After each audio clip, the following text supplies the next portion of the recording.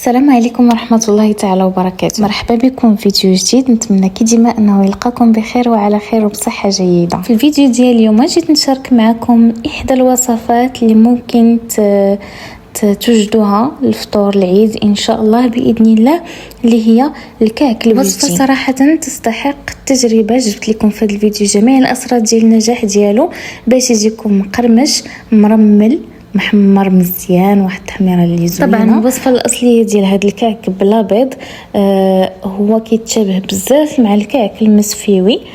الكعك الوجدي كتكون فيه كميه كثيره من الزرارع، عكس الكعك المسفيوي ما كتكونش فيه يعني كميه كثيره من المنسمات من الزرارع. اما الوصفات بجوج تاع وجده وتاع اسفي فراهم ما كاينش البيض نهائيا في هذا الكعك. الطريقه والمكونات غادي تشوفوه معايا في الفيديو، واكيد ولو تكوني حتى اول مره غادي تجربيه غادي ينجح معاك. جربوه العيد راه كيجي رائع، كيجي فيه واحد المذاق بنين بزاف، ومقرمل هشيش ساهل، ما فيش يعني بزاف ساهل المكونات، وحتى الطريقه ديالو سهله وكيوجد في وقت زعما قليل، ماشي كياخذ لينا الوقت بزاف. تابعوا الفيديو الاخير وما تنساوش تخليو لي تعليقاتكم تحت الفيديو. ونبداو بسم الله على بركه الله. في المكونات غادي نحتاج الكاس لاروب ديال الحليب، كاس ديال سكر سنيده مع شويه ديال الملحه، كاس ديال الزيت، ربع كاس من المزهر، كاس الا ربع زنجلان مطحون، عندي واحد 2 معالق كبار من نافع حبه حلاوه مطحونين، واحد السرشيه ديال خميره الحلوى من وزن 8 غرام، وواحد المعلقه كبيره ديال الزبده بحراره المطبخ. هذه اختياريه فقط باش يعني تعطينا الهشاشه لهذا الكعك هذا. وطبعا غادي نحتاجوا للدقيق 550 غرام، ما يعادل 5 الكيسان ونص ديال دقيق الفرص، اي نوعيه عندكم، يعني ما نحتاجوش نوعيه ممتازه ولا. هنايا كناخذ واحد القصريه كندير فيها الدقيق، غادي نسبق النواشف هما الاولين، غادي نزيد على الدقيق النافع وحبه حلاوه اللي مطحونين، سكر سنيد. انا استعملت السكر البني هو اللي عندي، ولكن ماشي ضروري، كيعجبني انا كيعطي نكهه زوينه في الحلوى. الملحه بغيت نهرس انا صراحه الذوق ديال السكر سنيده باش ما يجينيش حلو بزاف، ودرت 4 معالق ديال الملحه. استعملوا غير قبصه واحده لتصحيح الذوق، انا صراحه بغيت نهرس بها الحلاوه، كتعجبني يعني تكون ديك اللسعه ديال الملوحه في الحلوه. من بعد هنايا ما درت النواشف ديالي، غادي نحاول انني نخلطهم باش ينسجموا مع بعضياتهم. انا سبق لي جربته يعني بطريقه اخرى اللي درت فيها يعني السوائل هما الاولين، عاد زدت يعني النواشف لكن ما جانيش مرمل، وبهذه النتيجه ديال هذه الطريقه هذه. من بعد كنبدا كنضيف الزيت، الزبده، وكنبدا كنبسس هذوك المكونات ديالي حتى كيدخلوا معاهم الدهون مزيان، ديك الزيت وديك الزبده كيف ما قلت لكم اختياريه. الا بغيتي يجي واحد شويه يعني هشيش ما يكونش قاصح، ديري معلقه كبيره ديال الزبده.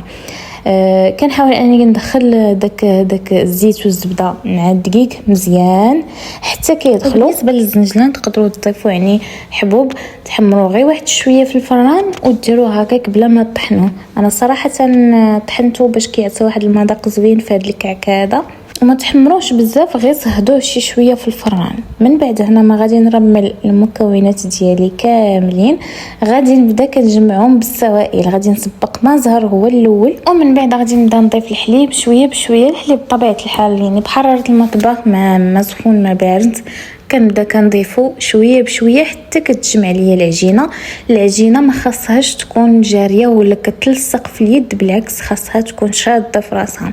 الا درنا العجينه جاريه فراه كيجينا هذا الكعك هذا قاصح، بخلاف الا درناها شويه شاده في راسها يعني ماشي تكون قاصحه بحال الحجره، كيجينا هشيش وكيجي زوين مرمل وفي نفس الوقت مقرمش. بالنسبه صراحه الكميه اللي كفاتني باش نجمع هاد العجينه هذه هي كاس لاروب ديال الحليب، وانا كان نجمع في العجينه وانا كندلكها. من بعد غادي نحيدها من الكسريه وغادي نديرها في سطح العمل. بانت لي هنايا راه يعني درت في الاول نص كاس ديال الحليب، جاني انه باقي خاصها واحد شويه ديال الحليب، وانا نزيدها يعني واحد شويه اخر. في المجموع هي كاس الا ربع، واحد 120 غرام. انا المكونات غادي نخليهم لكم كي ديما تحت صندوق الوصف يعني بالغرام وبكاس العنبه.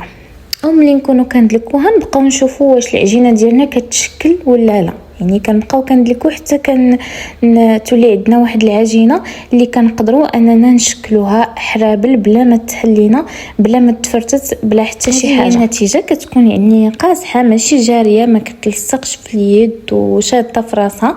في نفس الوقت راه يعني جربتها، يعني قدرت انني نشكل منها حريبلات بلا ما تحل بلا ما تفرتت ما والو.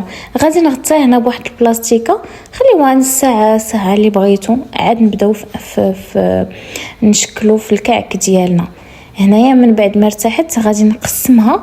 انا الطريقه اللي درت هي انني غادي نعبر، يعني نقسم العجينه ديالي وغادي نعبرها. كل حبه غادي تكون فيها 45 غرام حتى 46 هكاك، 45 46 باش يجوني يعني باش يجيني الكعك كله في قياس واحد ويجيني ساهل باش نشكله بلا ما نبقى يعني تجيني واحد الكعك طويل ومن نبغي نشكله الاخر قصير هكا كيكون حسن.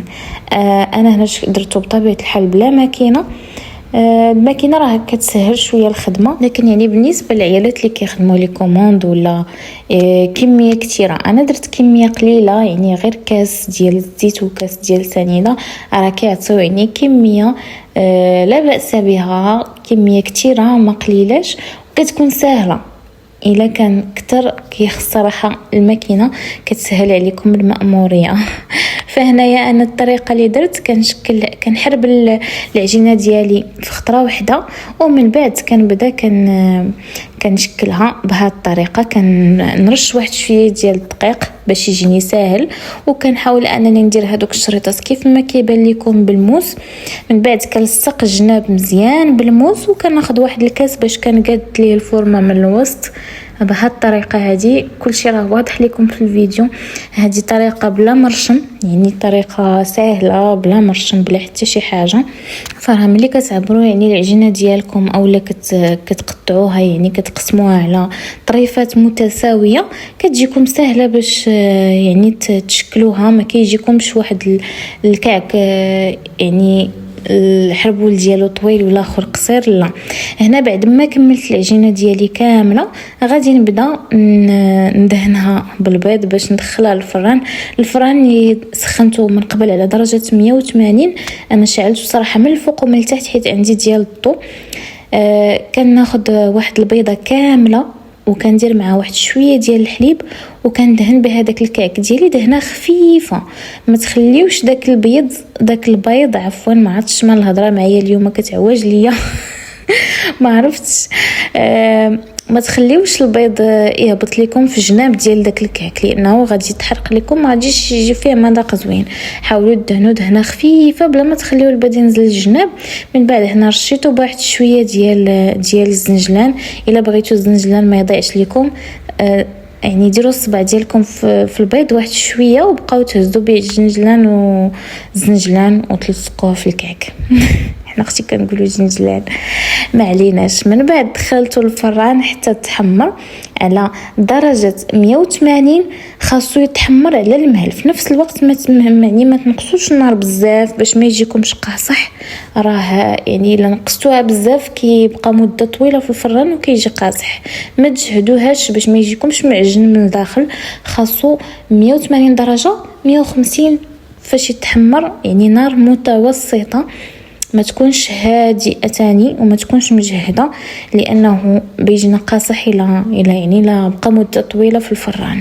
كنخليوه كياخذ واحد اللون ذهبي من التحت ومن الفوق وكياخذ واحد القرمشه زوينه. من بعد كنخرجوه كتكون هذه هي النتيجه. سمعوا لي القرمشه ديالو. الا جهدتوا الفران كيف ما قلت لكم ما غاديش تجي فيه هاد القرمشه، غادي يجيكم بحال الكاليط. الا نقصتوا الفران وبقى مده طويله غادي يجيكم قاصح وما غاديش يبغي يتقسم لكم. المهم كل حاجه خاصها تكون في قياسها. هذا هو الكعك ديالي اللي شاركت معكم. نتمنى ان الفيديو ينال الاعجاب ديالكم. ما تنسونيش من تعليقاتكم تحت الفيديو، ونتلاقاو في فيديو جديد ان شاء الله.